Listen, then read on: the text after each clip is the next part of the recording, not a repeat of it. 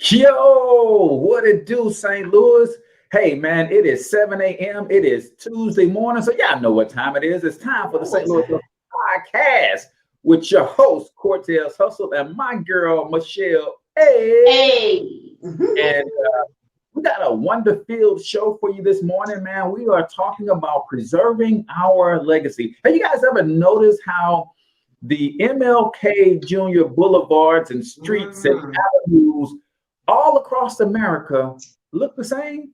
Well, guess what? The same. Special guest, two special guests is going to talk about what we are doing to change that. So I'm excited to hear from these brothers. I'm going to show you the website, show you how you can be involved, how you can take part in this whole journey and this whole mission. Michelle has got the COVID numbers for us. She might have some funny stories about my president. Let me stop saying that because people will be all on Facebook talking about They gonna podcast. Right. Oh, no, don't do that. Oh, no, don't do that. Oh, You know, Ice Cube just had a meeting with him, and they want to cancel Ice Cube. They want to cancel NWA and everything that brother said. And I'm like, are y'all serious, man? Come on, man. But people got some hatred in their heart for President number 45. But we're excited to bring to you this episode. It's been a dream of mine to be a part of revitalizing some of our landmarks because, man, all that Dr. Martin Luther King Jr. has meant to this world, not just our city, not just our country, this world, and to see what MLK boulevards look like across the country.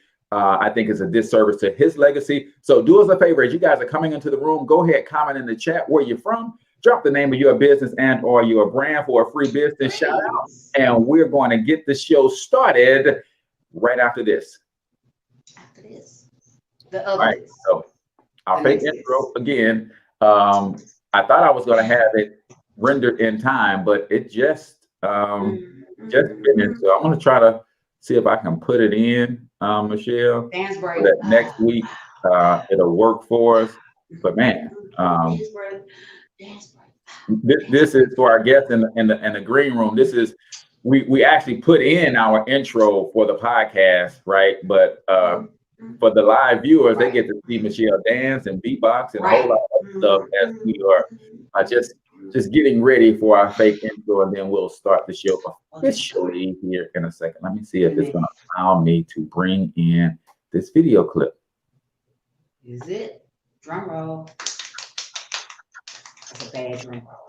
I gotta get my drums together. They don't really sound impressive, but it don't look like it's probably not. It's probably not. So let's go ahead and get ready to officially start the show. All right, ready? Yeah. All right, ladies and gentlemen, welcome back to the St. Louis Hustle Podcast. I'm your host, Cortez Hustle. That's my girl, Michelle A. Coming to you live and direct from the beloved streets of America.org studios here in St. Louis.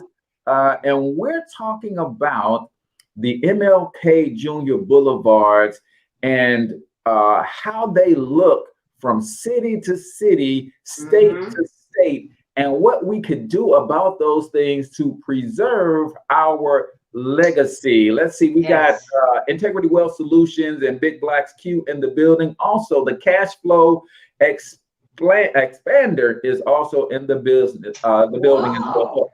Michelle, how's it going, sis? How's the weekend? Hello. You know what? The weekend was really, it was cool. It was interesting.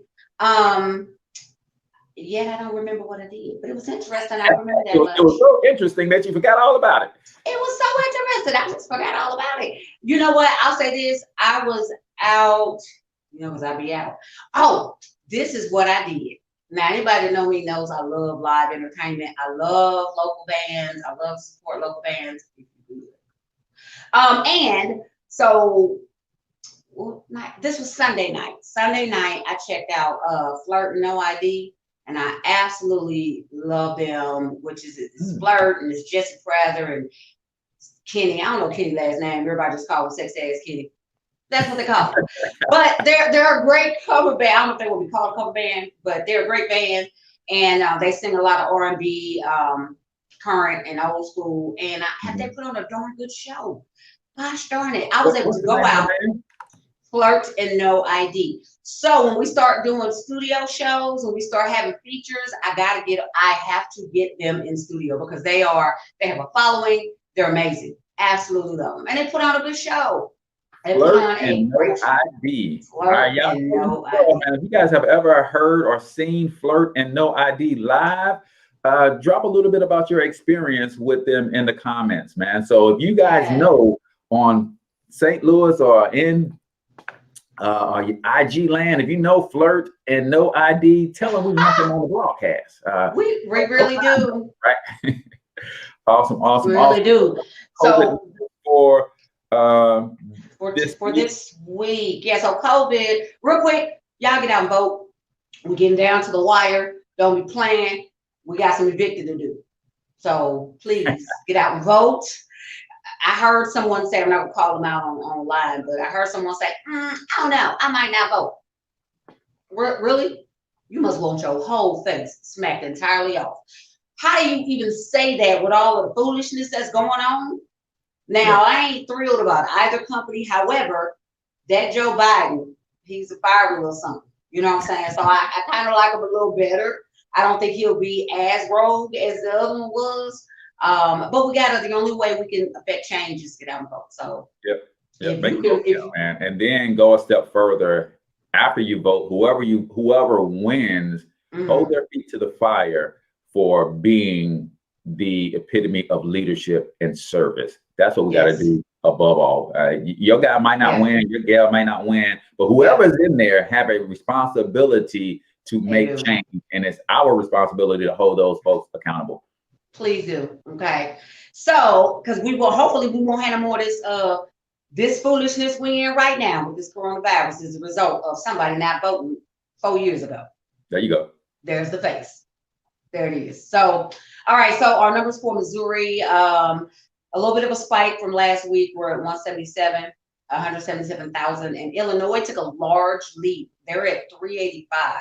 Last week, they were at like 360, 365, 369, something like that. So they're for 385 now. What happened? So did the Bears win or something? I don't know what happened. They got a people out in the streets. Right. And all of a sudden, I jumped and spiked. They super duper spiked, and it's real. You know, you meet people that say that they have loved ones that they lost loved ones from it. It's a real thing. So don't be sitting up somewhere going, "Oh, it ain't hit me, so I think they lying." No, I meet people on a regular that say that, "Hey, I lost somebody close to me." I met a guy the other day said he lost his dad 4 months ago, and it just it's tragic. So y'all put a mask on, please. Yeah, anyway. Stay masked up and stay prayed up in this piece. You better say, fan you real quick. You better say that. Pray then put your mask on. That's in that order. Period. And pray that your mask works. I got these little sock masks and stuff, man. You need the K95, man. Pray that your mask work, man. So some of these little flimsy masks, man, ain't. I heard. I know they're not working, Michelle. If they're supposed to be filtering and I still smell your breath, that means your mask ain't working. So you need to figure some things out with the mask, man. I'm just saying. Shit. Really? But see that the little filter thing, I heard that if they have that filter or that hole, some of them they get over, they just put little holes in the mask and it doesn't do anything. Like you said, let the breath out. You know what I'm saying? Don't let the breath out. But I heard, I was watching a news feed or whatnot, and they said that when it has those holes in there, that is it gives you the probability of, I love this word, spittle, making it through there, getting on somebody. I just said spittle. It's just fun to say spittle. You don't want that. You know what I'm saying? It just, you ever talk to somebody and they spit on you and they land on your lip and you like, what do I do? Yeah, like spray it, Joker. Right, you can't lick your lips. You can't do that because then you can kiss them in the mouth. Might as well kiss them because you kissed them in the mouth. I got to put some doggone sanitizer on my lips. Right, get your lips all crusty. So anywho, we got to just make sure we stay up on that. And then shout out again, as always, to our first responders. Man, we just thank you for what you do. You know, thank you for what you do. I ain't even gonna go in on your president. I'm just gonna tell people to get out and vote. Too close to the wire. But because last time he cut the rug off his head, right, with them dance moves. Nevertheless, hey, listen, we've got a great show lined up for you guys today. So what we're going to do is we're going to take a very brief break, very short break. When we come back, we're going to talk to the president and vice president of Beloved Streets of America and the huge initiative that they are undertaking to preserve our legacy. So keep it locked right here. My name is Eliani Campbell, and I am the founder and creator of STL Black Biz. STL Black Biz is an online Black business directory that was created in 2014 to connect Black businesses and consumers that are looking to shop with businesses. If you are a Black business owner and you're interested in showcasing your products or your services, you can do so. You can visit us at www.stlblackbiz and you can list your business. For more information, visit www.stlblackbiz. All right, ladies and gentlemen, welcome back to the St. Louis Hustle Podcast. Definitely check out my girl Eliani at STL Black Biz. Your boy is listed over there with some great discounts on my products and services. But everybody should be listed over there, man. Make it easy for Black consumers to find your Black-owned business. There are people who consciously want to recycle the Black dollar. And if you make it hard for them to find you, then trust me, man, people shop based on convenience. And that's one of the problems that we have. And I'm not going to go on a tangent, but when we say I don't want to put my business next to another Black-owned business and ours is across town, well, guess what? If your business was next to another one and I come and shop with this one, then chances are I'm going to shop with you too. But I can tell you what I ain't going to do is go shop with you, then go all the way across town and go shop with, no, that ain't going to happen. We have to learn how to create Black business districts. That way we come into one area, all of our shops in our community is there, like Little Chinatown, like Little Italy, like the Hill over here in St. Louis. They concentrate their stuff together and make it easy for us to spend with one another. I agree, but I concur. See, we just got to get it together, Black people. Because see, what happens when we all get together is that stuff happens with us that don't happen on the Hill or Chinatown. You know what I'm saying? We all get together and barbecue is cooked, even if it ain't it's not even a barbecue joint. Somehow somebody pulls out a grill and now we grill it. You know what I'm saying? A spade game breaks out. You know what I'm saying? So we're going to have a Black district. Black people, we got to get our conduct together. Okay, we just can't play spades anywhere because you got. We'll have a designated space for spades playing in the Black business district, Michelle. So you know what? You're right. You sure right. What's next? We're gonna put. Ladies and gentlemen, we are. Janelle said I should get my sauce today. All right, that's what's up. Hey, I'm gonna let you go ahead and do the intro because I know you met one of these brothers, and this organization is doing God's work, people, and we need to show them some love and some support.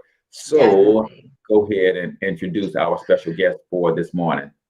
Well, so you know me, I'm always kind of out and about doing things, and so I was invited to a block party, and where I came upon Beloved Streets of America, and was introduced to the president, vice president, Melvin and Juan, and they have an amazing cause to revitalize all of the MLK streets and boulevards, avenues, et cetera, throughout the United States, right? And so it's an amazing initiative. It was something electric to be a part of, right? So I kind of got there a little tardy for the party because, however, party. Well, I was a little bit, but even when I got there, they still had, and I guess the entertainment portion was technically over. They still had a large amount of people down there, and for you to pull together a block party on Martin Luther King in that neighborhood. They get the buy-in of the people and the police and didn't nobody go to jail. That's amazing. And what I love is that you see the excitement. What I love is that they had it was what do you call it? The community that was down there. It wasn't just black people. You saw black, you saw white, you saw Indian, you saw the people of that neighborhood. You know, which it really is that area right around Martin Luther King, kind of going into Wellston a little bit. That neighborhood is really quite diverse. They have African and Ukrainian folks there. They got all kind of people there. So it's super diverse. A lot of people came out. It was just good that they were the catalyst to bring the neighborhood together. So we're going to talk to them and let them tell their story. And that's what we're going to do. So y'all, welcome to the show. Melvin. Hello. Juan. Thank y'all for having me. Yeah. All right, my bad. I got to switch y'all around. Okay. There we go. Switch us around. Now, the name is right. There you go. Welcome, Melvin is president. I believe Juan is the vice president. Welcome, man. Yes, how you guys doing this Good morning? job, man. Doing good. Thanks for having us. Good morning, everybody. Hey, listen, and Michelle talked about the diversity and bringing the community out. I want to get you guys to tell your backstory personally first, but then also how this thing came together. But I think the reason those folks came out, Michelle, is because a lot of people feel the same way. This is how we honor one of our legends and look at how it's looking, right? So, Melvin, we'll start with you first, brother. Tell us a little bit about your background, who you are, and how you became part of this organization. Okay, my name is Melvin White, founder and CEO of Beloved Streets of America. I'm born and raised here in St. Louis, Air Force veteran. I worked 20 years at the Postal Service. Actually, right now, I retired, went out on a little retirement disability. So it gives me time to really focus on my organization and push our mission across the country. So first of all, let me talk about our mission and vision. Our mission at Beloved Streets of America is we're bound by a united vision. Beloved Streets of America fosters collaborations among individuals, groups, and organizations to generate resources to revitalize and conserve streets that bears the honorable name of Dr. Martin Luther King Jr. There are over 900 streets across the country that bears his name. There's some even over overseas in Germany, Haiti, Italy. So his name resonates across the world. Our vision at Beloved Streets of America is that every street in America that bears Dr. King's name are vibrant, beautiful, and prosperous communities and reflect what Dr. King stood for, which is peace, nonviolence, and just beauty all the way around. So in our 15-year study of various MLK streets, we found out the majority of these streets to be in impoverished sections of the country, crime-ridden, drug-infested corridors, that most of them seem to lack any sustainable economic development on these streets. And we all know that's a slap in Dr. King's face. Right now, if he was alive today, he would actually turn over in his grave, as they say. And it's been going on all over the country. It's lacking any sustainable economic development on these streets.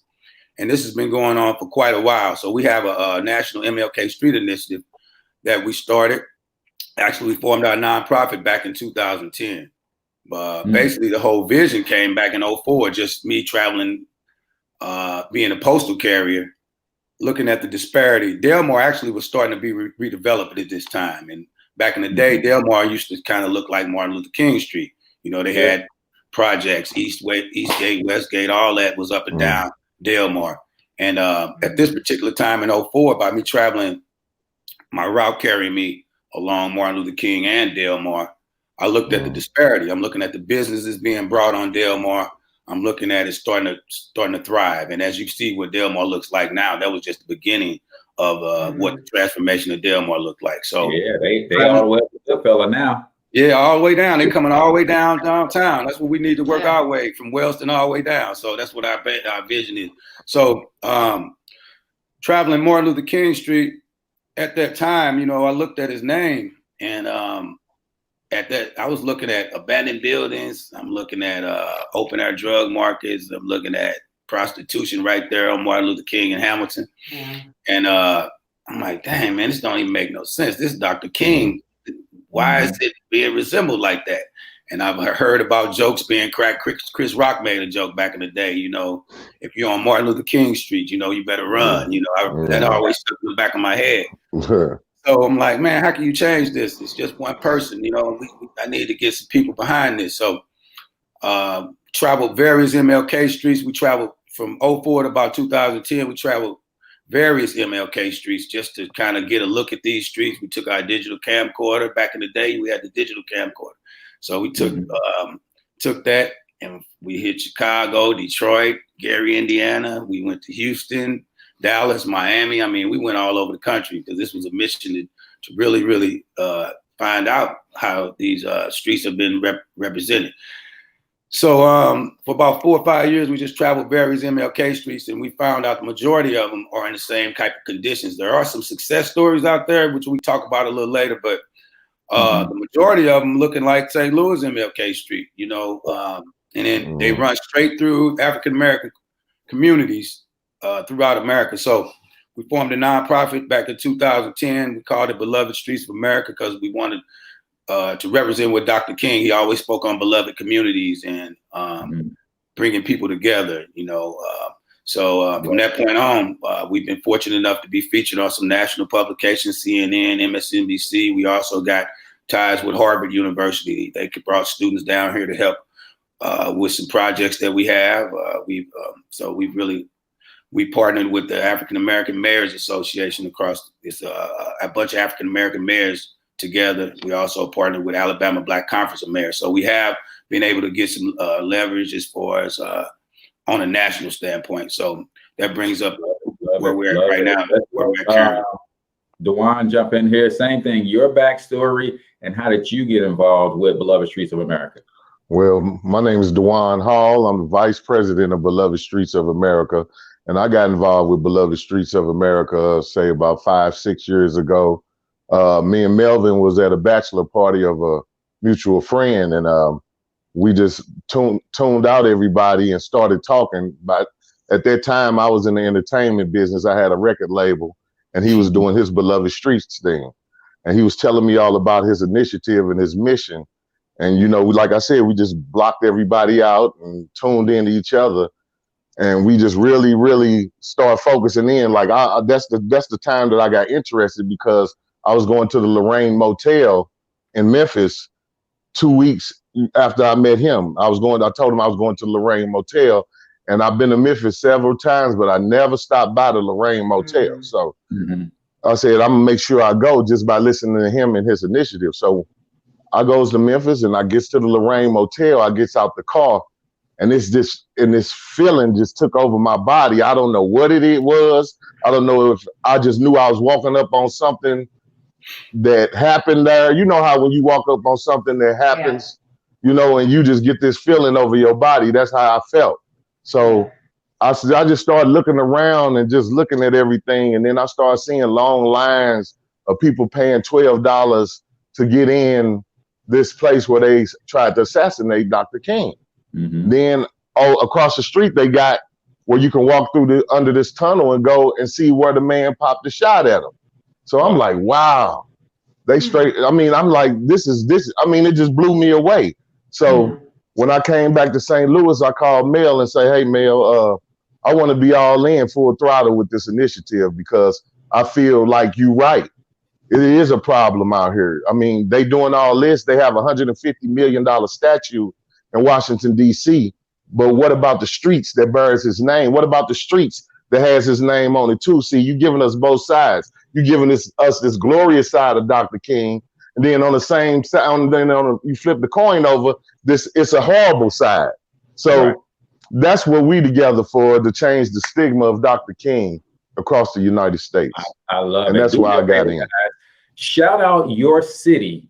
And if your city has a Dr. Martin Luther King Boulevard, Drive, Street, Avenue, give us a little description. Is it matching Melvin's description, or are you one of the success stories? Because from the rooter to the tutor here in from Wellston to downtown, it's a high horrifying.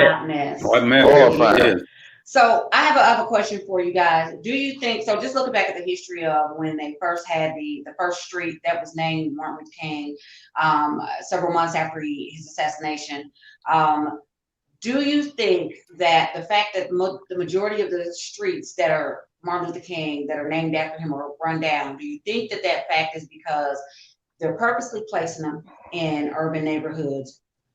And along with that, do you think it would be different if they placed it in an affluent Black neighborhood? Absolutely. Talk about some of those parallels and just, you know, like what, it's not a coincidence. What makes them all look like? It's not a coincidence. Right, it's kind of like a slap in our face. I don't know if it was intentionally done, but the majority of them, it has to be. I mean, look at it, you know, and that's something that we've been sleeping on, you know, as African American people to even allow that to happen. So even if you took his name and put it on Delmar, it doesn't really change the fact that these streets are in rundown sections. We need to change the narrative on that. We need to bring back Black economics to these streets. So I don't even think placing his name on a different street would not change what's going on the streets, because they're in impoverished sections of the country, man. We need businesses. We need social programs. So it's still not changing what we need on these African American corridors. So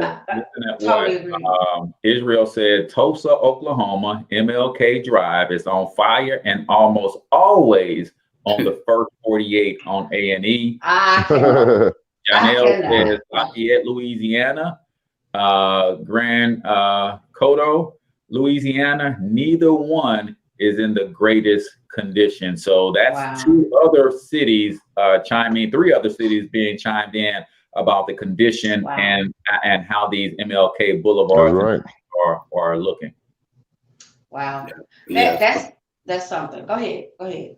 No, I say, like I said, the whole thing is to, like I said, bring, like you were speaking earlier. I mean, and like you were talking about, Cortez, we need to bring these businesses under one district, like we were saying. That's right. And that way we all can shop and spend with one another. And that was one of the reasons we had the festival that day, to show that we can come together and spend money as one. And a lot of people that were out there that day actually sold out of their products that they had. So that's our whole goal with this mission. Okay.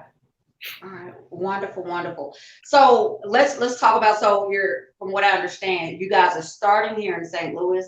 The cleanup is starting here. Talk a little bit about what physically is being done in that initiative. Like what are some of the steps you guys are taking? Well, so one of the steps that we're taking, we're working on getting a grocery store, because we stay in food deserts. Let's be honest. We relying on the corner stores and Save a Lot food chains to feed our community. We need fresh produce. We need fresh fruits and vegetables in our community, first and foremost. Because if we're not eating right, then that tells you a lot right there. So that's the first thing we want to attack, is the food problem. See, that's what we all about. We are about attacking the poverty. You know, we're not dancing around the fact. We know exactly what's hurting our community, and that's just lack of everything, lack of education, lack of knowledge, lack of everything. So that's what's hurting our community, and the poverty part of it. I tell everybody, the mother of gun violence is poverty. Yeah. You know, if we could cure the poverty, I mean, we're not gonna help everybody, of course, but if we could take our community, if we can get enough people in our community to come together as one, just like we did the MLK Festival. That day showed you that we can do this. We can do this. So if anybody thought anything different that day, of course, everybody thought, hey, it's going to be something happen. It's the COVID. It's this, it's that. They threw every excuse at us not to have this event. And still, it came out the most peaceful day in St. Louis. It really and it was a historical event. Because why? Because somebody cared. Somebody put love in the air. And that's what we have to do. That's what we have to do as a community. Learn how to put love in the air and quit hating on each other all the time. Why would I hate you? And we the same color. We the same thing. We in the same community. We live next door to each other. Why would I have a problem with you? Why wouldn't we help each other out? That's our problem. See, the only problem that Black people have is that we haven't stuck together yet. That's as simple as that. So that's what this initiative is all about. It's about bringing Black businesses in, bringing businesses in, period. to come down Martin Luther King Street and make it what it's supposed to be, a thriving corridor. Just like if anybody want to know what we want Martin Luther King to look like, just look at the Del Mar Loop just a mile away. That's what we want our Martin Luther King streets to look like. We want people to get off the plane and say, hey, I'm going to Martin Luther King Street because it's always something. I can get what I need over there. Just like y'all said, a district. We have an entertainment district. We have a produce district. We have a district for Black incubators. You know, we have youth sports training facilities for the youth to train in their sports, athletics, education. We need things like that. Yeah, arts and culture. You hit the nail on the head when you said that the mother of gun violence is poverty. And I love this quote from the hip hop icon and presidential candidate, Kanye West. Kanye West. But no, this quote is profound. He says, "Having money's not everything. Not having it is." Right. And that's so profound because people don't realize when you don't have money, that's all you can think about is money.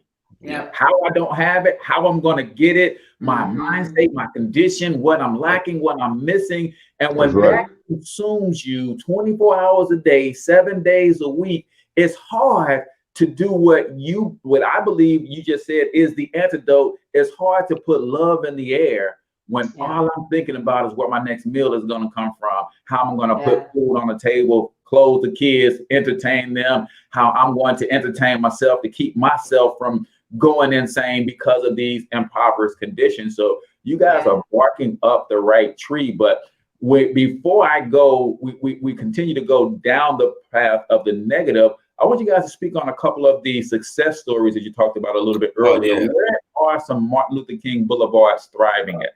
A few of them that we've traveled, definitely in Milwaukee. We got some guys up in Milwaukee.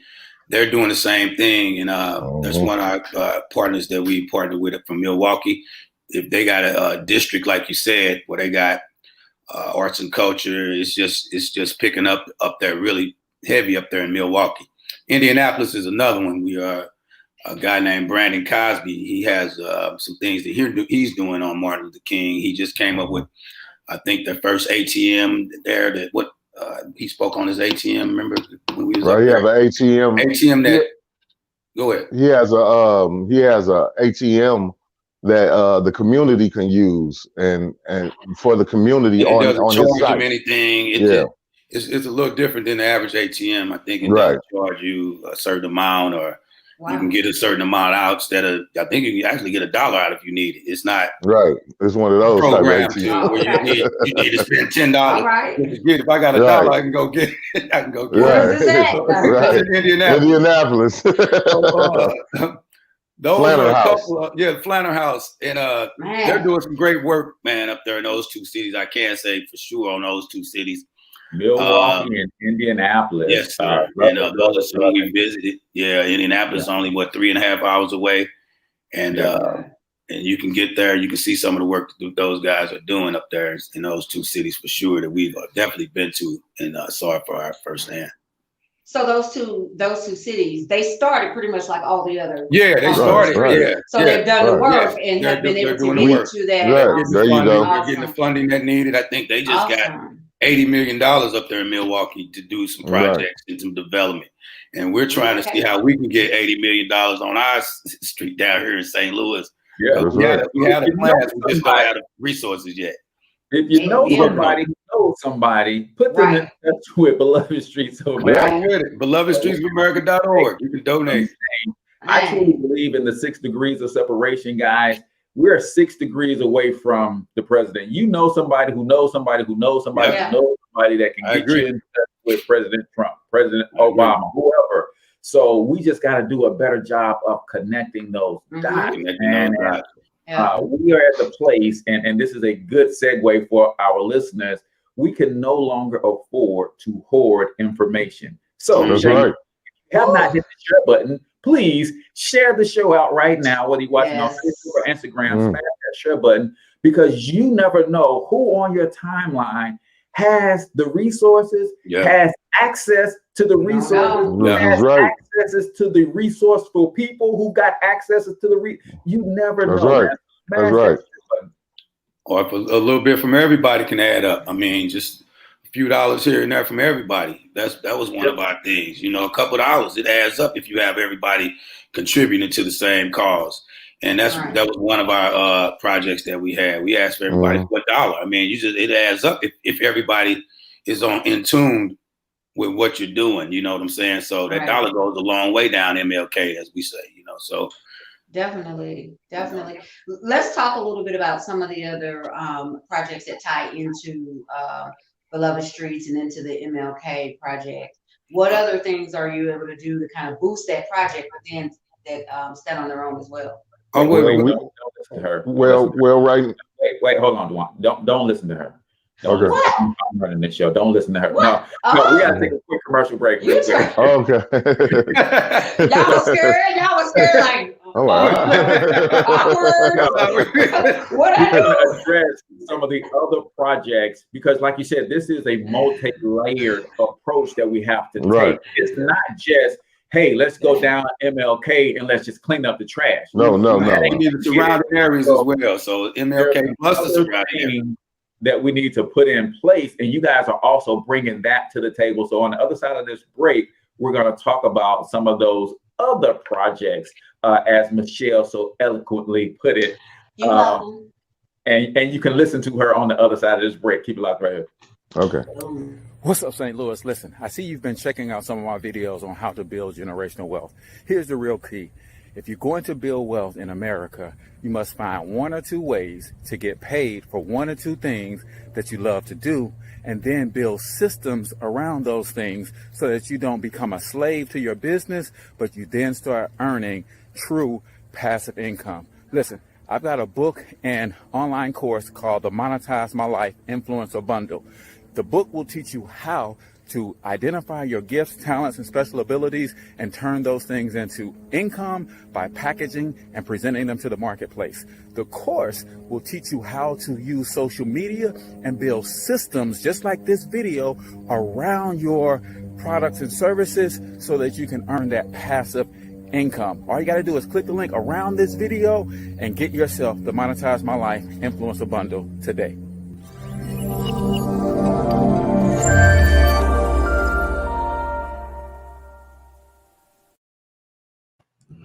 All right, welcome back to the St. Louis Hustle Podcast. I'm your host, Cortez Hustle. That's my co-host, Michelle A.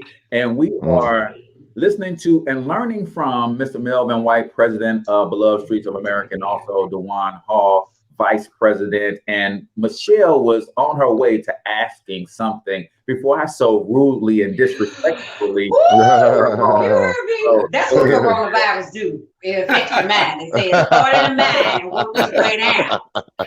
That's where it starts. But look, I let them look on their faces because it was almost like they did the Brady Bunch. They looked at each other, smirks like, we just don't sit here and wait till this end.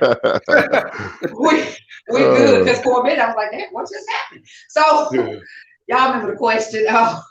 What other projects are you guys doing towards Beloved Streets? Well, we know housing is a major issue along. See, first of all, you just can't stabilize just MLK Street. You got to go a mile to the east, mile to the west, and hit those surrounding neighborhoods as well. So adequate housing is one of the major focus that we're focused on as well, because it's a street, I think, behind, I think it's called Theodosia, one of the streets right behind Martin Luther King. Now you got a whole street where it's just nothing but vacant land. I mean, you know how many houses that you can put on that one street that will house families, adequate housing. We're not trying to just put any type of housing. We want these houses to be nice as well. So we do have some plans for housing in our plan. We also want to focus on arts and culture, because our youth today is losing the fact that some of our great historians of the past and what the work that they've done. So we want, and one guy that we're partnering with, Robert Powell, that's what he do. He's over arts and culture and stuff like that. We have a legacy park. That was one of, I think you saw it on our website. It's a park. Those are some of the things that we want to put up to honor our historians. The Legacy Park can be a great place to take some kids to learn about some of our great historians, from Red Fox to Miles Davis to, you know, some of those people who, if we don't honor these people, their history, legacy gonna be forgotten about. So we want to focus on things like that as well, you know. And yeah, there you go, right there, that park. There you go. Go. It's a great park that was designed by our architect Derek Lauer, and that's honoring Dr. King as well as some of our great historians of the past. And it also can be a gathering spot for our community to come to find out what's going on in the community. And so that park could be a multi-purpose type of park, is what we're saying. So yeah. And let me say this before you go on, Melvin, because one of the things that people have got to see, he just shouted out the architect who designed the park, right? He just shouted out other cultural influences throughout our history that will be featured at the park. When you're embarking on a mission like this, it creates so many opportunities for so many people, right? I think sometimes the way we've been conditioned is, oh, that's their project. I ain't thinking what they're doing. That's their project. No, their project will create jobs and opportunities for tens of thousands, ultimately millions of people. So shout out some of the other people who are also helped. As you guys are continuing to go through these projects, please make sure you name drop the people who are also doing some of the behind the scenes work on some of these. I'm gonna mention a couple, and then Juan can mention a couple. You know, I'm gonna mention, of course, Minnow Jones. I've always mentioned her with her social programs. You know, a lot of times our people are affected by just like her mission is to, she lost her daughter. She has an organization called Voice of the Voiceless. She lost her daughter through gun violence at an early age. And she was affected so much mentally that she formed an organization. She knew how stressful it was. She formed an organization for people who've lost their loved ones through gun violence to get counseling. And it's a place for them to go and talk to other people, because this gun violence thing alone is affecting so many people. This does not affect the mother and father. You have kids being affected. So it's a lot of people walking around here mentally. That's not right. That's not right. So she's another partner of ours that's on board with us to tackle that problem socially that's affecting so many people by these deaths, through gun violence. And also Mentors in Motion is ran by a guy named Landon Pitts. And he takes at youth risk ages, I think 9 to 15, and he just shows them all kind of stuff, computers. He teaches them all type of music. He teaches them so much different stuff, and he's a part of our mission as well. And Juan, I'm sure you can name a couple more too. That's part of what we're doing. Yeah, like he said, Mentors in Motion program. He is the St. Louis Public School System right now. Like he said, he's taking at-risk youth, and he's not rejecting them like everybody else do. He let them know that they got a chance to do whatever they want to do, and he make them out of something. So he has a lot of programs, like he said, culinary, everything that these kids want to do, because that's what we got to understand. It ain't what we want them to do, it's what they want to do. So we have to tap in to what they want to do and make sure they have the resources to fulfill whatever it is that they want to do, so they can stay off the streets. Because that's the only thing that's drawing them to the streets, them not having anything to do. Nothing to do, nothing to get their energy to besides the rap music and the peer pressure and everything else. So we have to show them instead of tell them all of them. My thing is, I'm not going to tell a brother nothing if I can't help him. If I can at least give you a hand and say, hey, man, let me help you do this. I'm not going to criticize what you do. So that's what we got to understand as people. Instead of criticizing everybody, let's see what we can do to help that person. Yeah. That's how we build it. That's how we build a community. Let's see what we can do to help each other, starting with our block, starting with where we stay. If you walk outside and you see trash all over the place, be grown and pick it up. Right. Be grown. Be grown. And that's one of my biggest pet peeves, brother. I'm driving down the street and I see a whole McDonald's bag full of trash in the middle of the street getting run over. I'm like, who does that riding down the street? And not a noun later rapper. I'm talking about trash. Bag. Soon as you leftover fries and pickles that they done took off the burger in the middle of the street, man, that's ridiculous. Soon as you come into St. Louis from the East St. Louis way, coming from out of town, and you drive up the highway, you see trash up and down the highway. So that's why, see, that could be jobs. See, that's what we want to create through our workforce program. We want to say, hey, let's get let's create 300 jobs. Let's have 10, 30-man crews go from north, south, west St. Louis and clean up our city Monday through Friday, 8 hours a day. Let's create that job. Make sure these people are getting paid, just like Operation Brightside back in the day, just like Slate. We have a program to where we can hire 300 men and women to do landscaping, make sure all the landscaping is done, make sure all the grass is cut, make sure no buildings are finna fall down, make sure all the trash is picked up. That's an 8-hour job every day for somebody, you know, and we need to be funded for that, you know. So that's what we're working on, things like that to help our community. Because if we could pay somebody $15 an hour, that's helping the community, because guess what? He's helping his family. And that's what it's all about. That's right. Janelle says, I have a business association that brought a food truck out. They're doing a parade, cause people in the area was always complaining about no one ever goes out there with food. He's talking about to the MLK spots where he's from. So he went to wanted to contribute to the cause. He sold 2 plates. It's good to go out there, but how do we get them to support, right?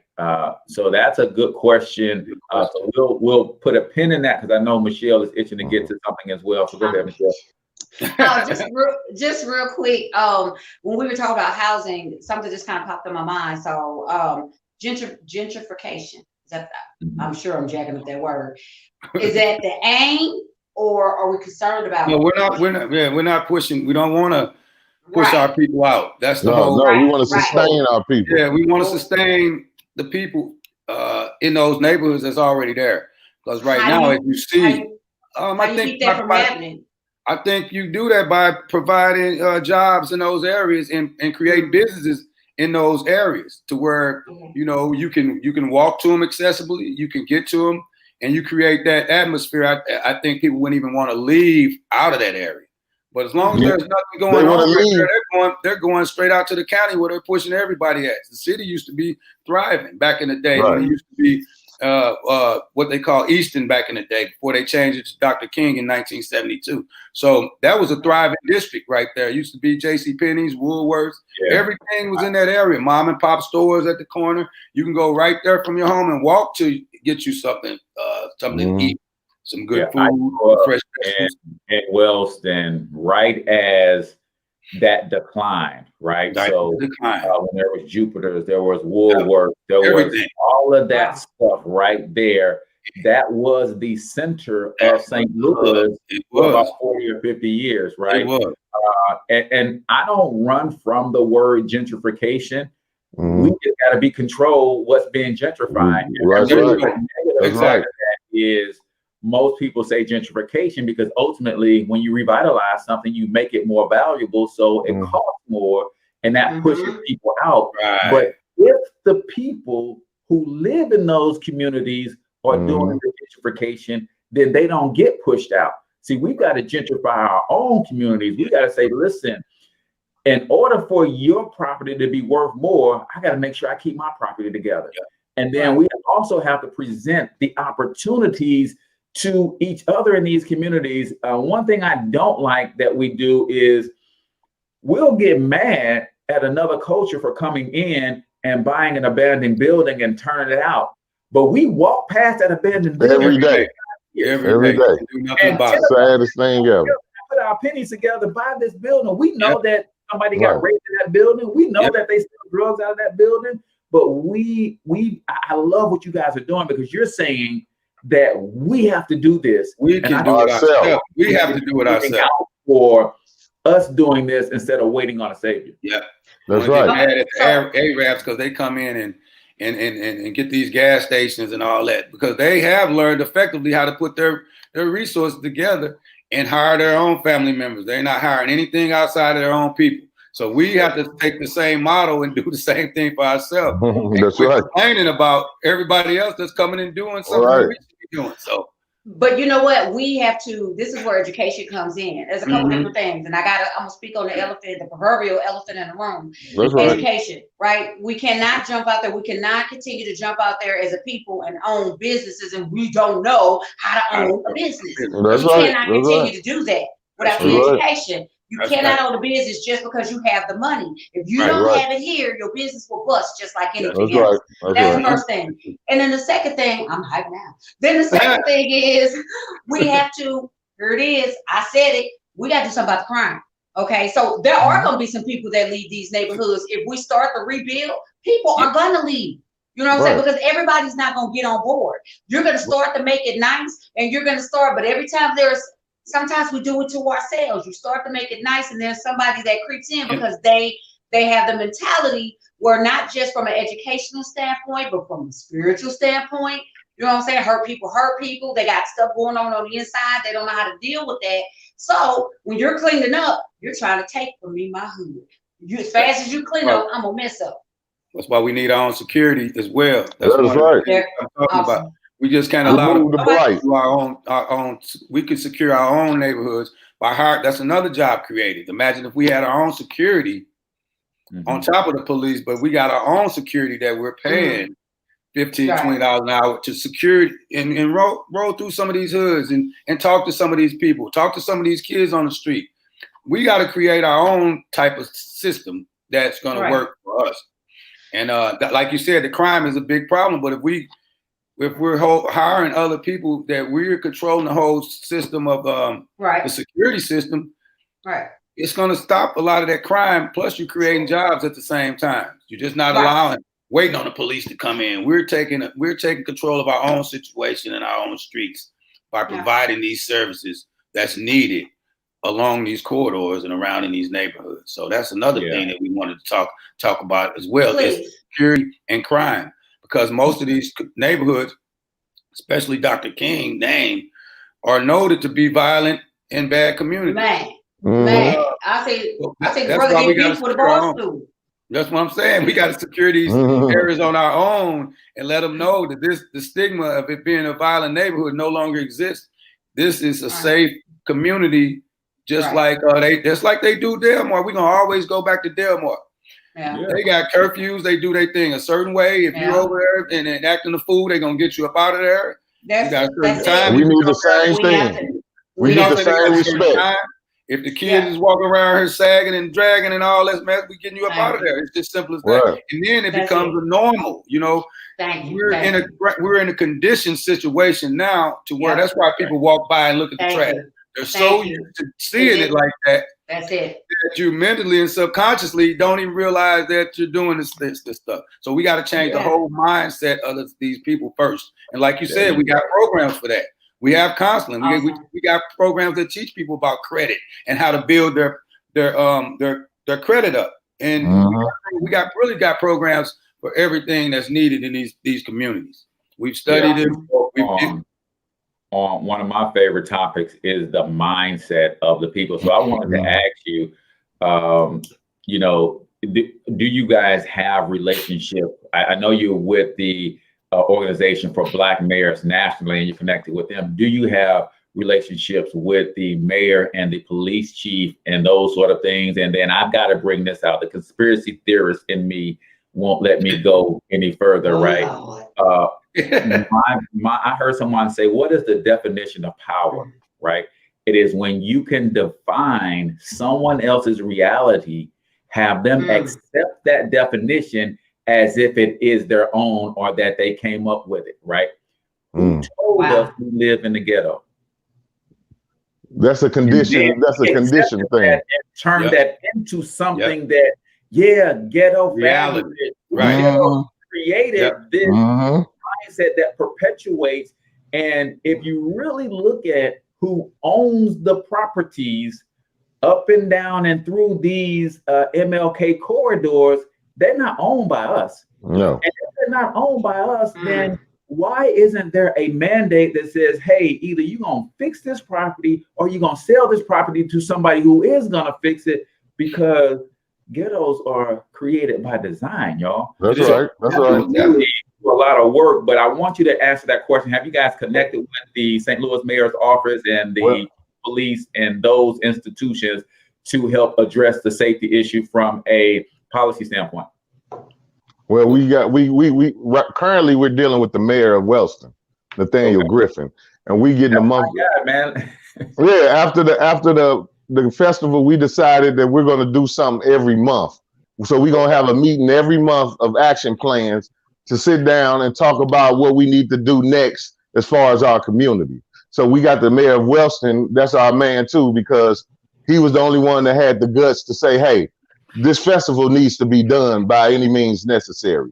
And the Chief Buchanan as well, and Lieutenant Davis as well with the North County Cooperative. So that's why I was so successful, because those guys there, they wanted it just like we did. So, and we all worked together and we made it a successful event. So we're getting with those guys. We haven't yet got with Lighter Cruising. We have sent letters. We've made calls to them, but no one has really, wanted to take us serious really up until now. We also brought the governor here as well. Exactly.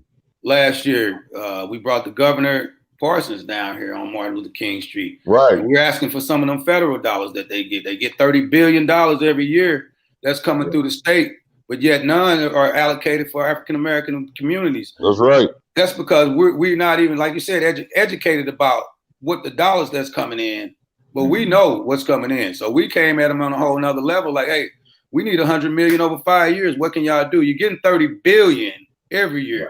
What's 100 million out of 30 billion?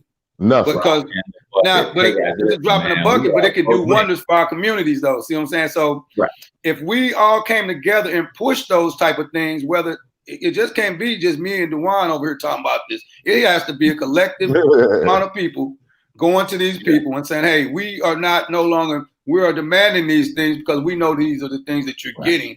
And we're not even aware of the money. We're not even getting nothing. And we begging to get one building fixed. But you're getting 30. Come on, y'all. We have to be able to come collectively together to push some of these agendas. It just can't be Beloved Streets of America by itself. We need these other organizations to come in alignment with them. Everybody do what they do best. Can't be no haterism. Everybody do what you do best. Everybody stay in their lane and let's go get it as a collective force.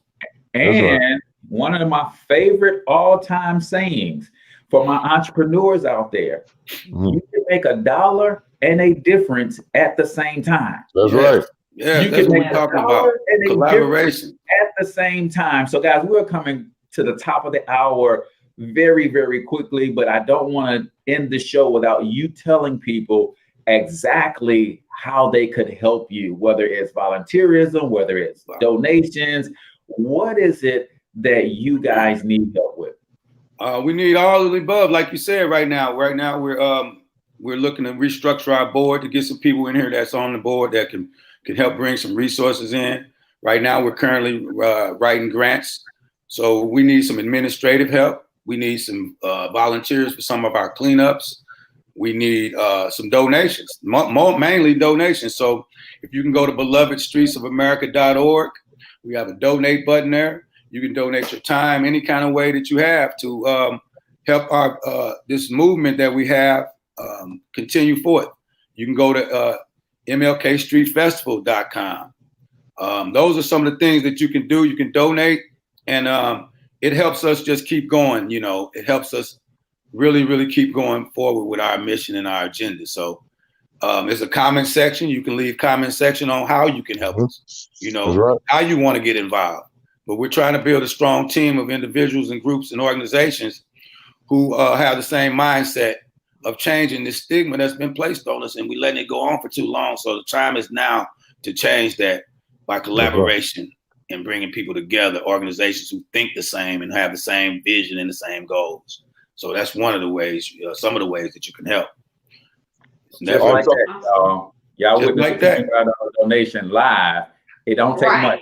It don't take much. Guys, go to the website, click on the donation button, and donate to the cause. And then leave a comment to say, hey, how else can you help? I will tell you, brothers, as an entrepreneur who teaches wealth building strategies, I think one of the things that we have to do, and I would implore you to do, and I'm willing to help in this cause, is what the difference between what you guys need and where you want to go and what's happening in the Delmar Loop. The reason they have the police resources to get anybody away from around there that don't want to be that shouldn't be there is because what police are trained to do, their job going back from the institution of the police department is to protect property, protect businesses. So the business owner community needs to come together, and we can help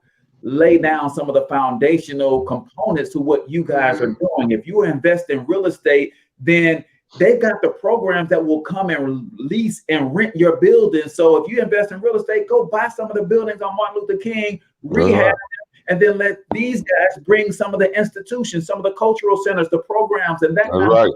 So I think the business, and that's what it's all about. Business minds should come together and also help and collaborate with you guys. And I am here for that. We would love you to be a part of it. You know, but I stand in mind. $1 and make a difference. So let me put the website out there again. I see some people asking. And we are a 501c3 nonprofit, so as well, you know, any donations and tax purposes or whatever. This is we are actually a nonprofit organization. So, my man, my favorite phrase, tax write-off. There you go. Just write it off on your tax day. This will be a whole other show. A 501c3. So we got to understand this is what it's about, you know, and that's how we're raising this money, man, through the 501c3 and the grants. We have a lady that's writing some big grants for us. So we're looking for 2021 to be an exceptional year for Beloved Streets. And with you guys' help, we appreciate you having us on here, getting this word out. And we would love to partner with you guys in any kind of way we can, you know, to help make this happen. Absolutely. Last words, Brother Juan. We're gonna take the MLK. This was the first ever MLK Street Festival in the world, right here in St. Louis. I mean, in the entire world. You know, they had marches, parades, but never a festival. So our next step is to take it. Our next city to do it in is in Atlanta. Around about the time he was assassinated, we're going to do a spring festival in Atlanta to jump off do it again, and then we're going to go to Memphis, and then we're going to go to Alabama. We're going to try to hit all the states that he had his impact in, and then we're going to take it all around the world. So everybody be looking out for the next MLK Street Festival coming to a town near you. And you also can come down to Atlanta with us. We're taking our businesses down there as well. If you want to come on down, let's go. We can bring our business and talent down to Atlanta and let them see, hey, this is what St. Louis is bringing. These are the businesses that we have. I mean, you travel down there for Freaknik. Now we're going to change that into some business. to the come down there for the Freaknik. I mean, we're going to change it to some business. I mean, that's right. I mean, you travel down there for that. I mean, I never went to Freaknik. I'm very sorry. We had buses going down there. Let's change it for some business. Is that what you're saying? We're switching the mindset. Hey, listen, to that point, when you understand leadership and you understand vision and you get behind a mission like this, how much money does something like Sturgeon's take to that little town up north when all those bikers every year? You gotta understand, you can make $1 in the difference at the same time, guys. I'm trying to say, we can build our own. We just have to want to do it. That's the vision we just have to want to do it. We're talking about taking this thing, all over. So that's the type of mindset that we're talking about.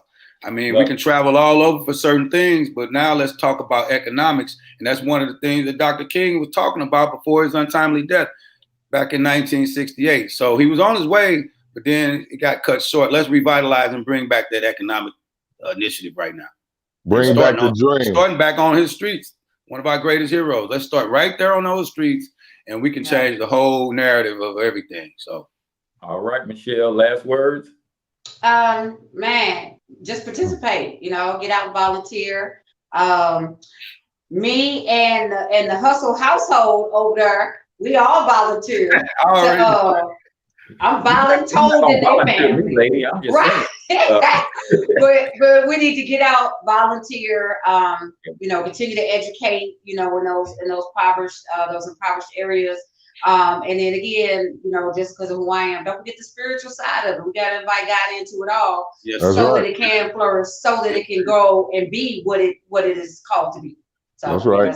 You got faith and finance too. You got faith and finance. Yeah. We got